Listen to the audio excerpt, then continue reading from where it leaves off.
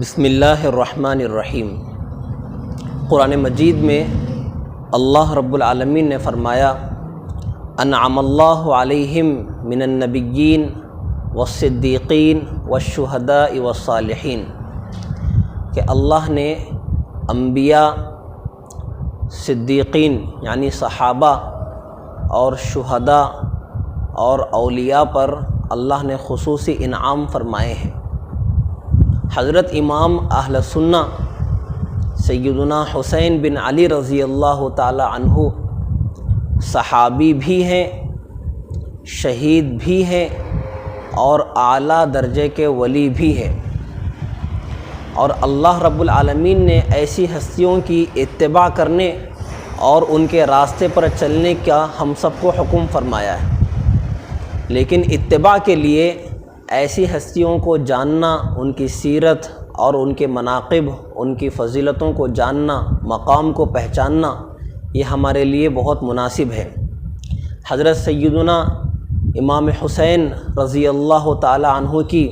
ولادت باسعادت ہوئی۔ حضور پاک علیہ الصلاۃ کے لخت جگر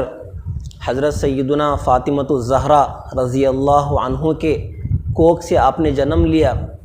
پھر نبی علیہ السلام کے سامنے جب حضرت حسین رضی اللہ تعالیٰ عنہ کو پیش فرمایا تو حضور نے بے پناہ خوشی کا اظہار فرمایا اور تحنیک فرمائی، اور اس کے بعد حضور نے اپنی طرف سے نام دیا حسین کا،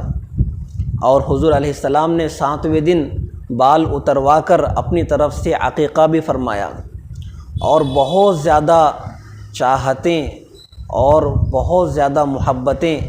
حضرات حسنین کریمین کے لیے حضور پاک صلی اللہ علیہ وآلہ وسلم کی جانب سے تھیں۔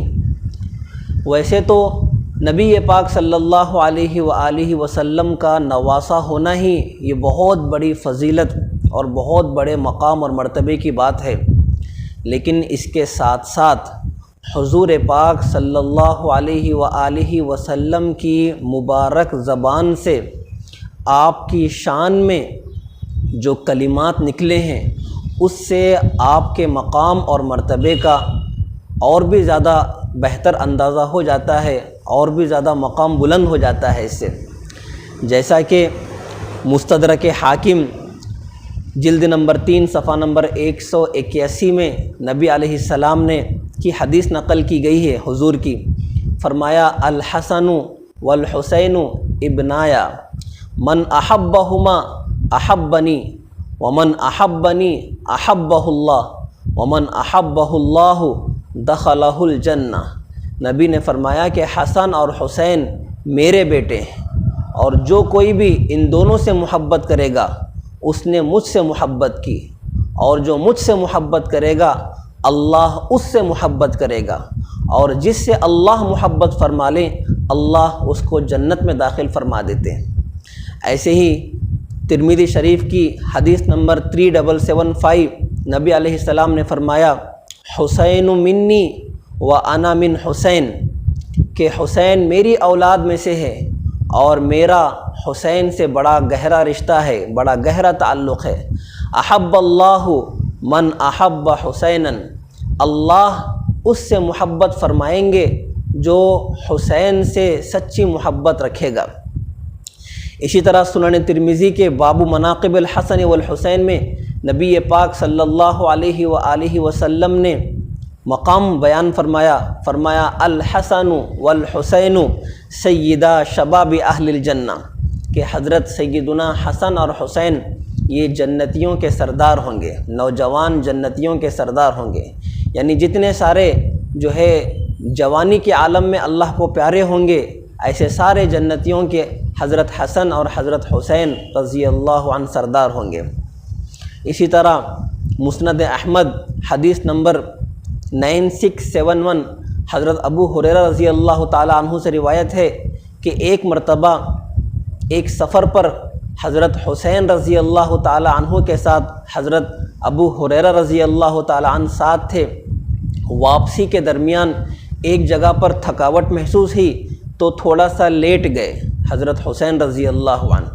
تو کیا ہوتا ہے کہ حضرت سیدنا ابو ہریرہ رضی اللہ تعالی عنہ حضرت حسین کے قدم مبارک سے راستے کی جو دھول وغیرہ لگ گئی تھی تو اس کو صاف کرنے لگے۔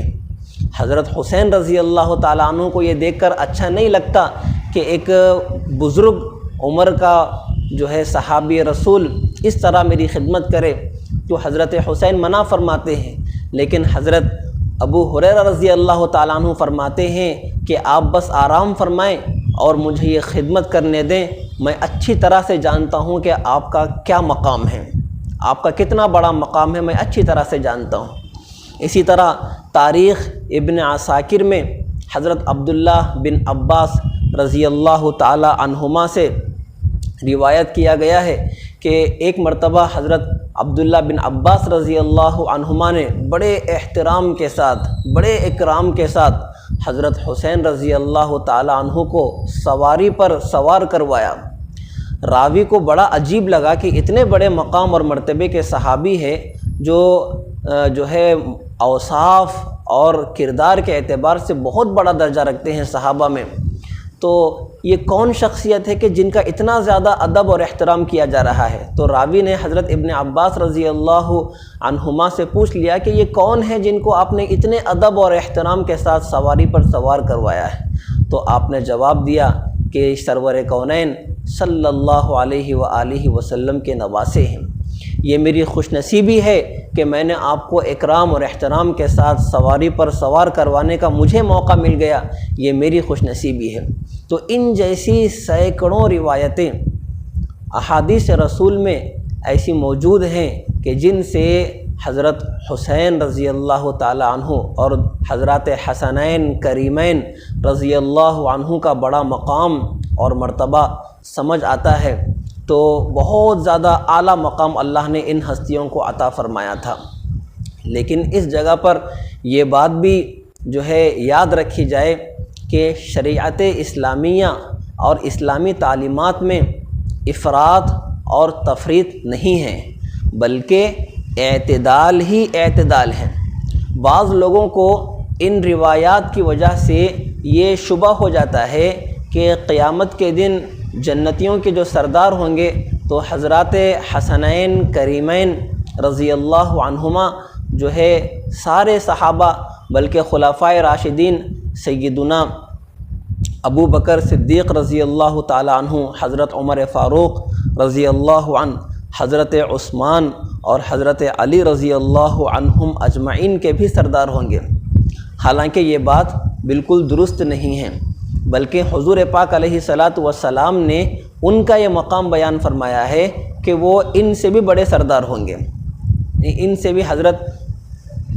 سیدنا ابو بکر صدیق رضی اللہ تعالی عنہ اور حضرت عمر رضی اللہ تعالی عنہ کے بارے میں نبی کریم صلی اللہ علیہ وسلم نے فرمایا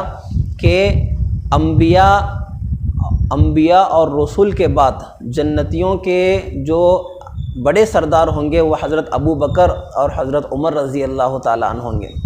اسی طرح حضرت سیدنا عثمان رضی اللہ تعالیٰ عنہ کے بارے میں نبی علیہ السلام نے فرمایا، حدیث میں موجود ہے کہ ہر نبی کا جنت میں ایک خاص دوست ہوتا ہے،